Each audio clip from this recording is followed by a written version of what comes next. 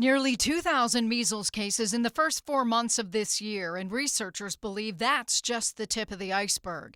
Genomic sequencing from the Arizona-Utah outbreak and wastewater testing in Oregon point to a much bigger picture, meaning each case spread to many. There are often more infections afoot in the community than there are cases that are reported. 92% of infections were unvaccinated, and the undetected cases are likely because they didn't look like measles. Not everybody has a severe set of symptoms. Sometimes the measles can look like the common cold.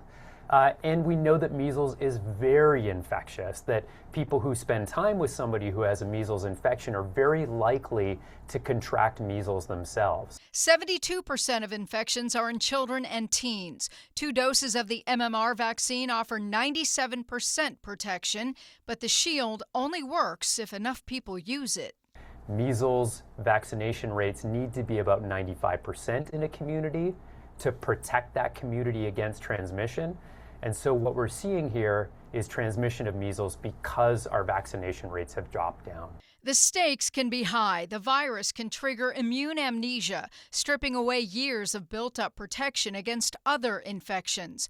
But other complications can surface later. Brain infections, including manifestations that happen sometimes years or even a decade after a measles infection, that really is untreatable.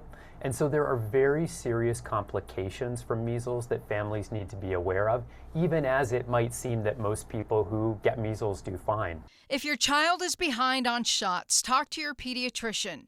And if your community has cases, assume the spread is wider than the headlines suggest.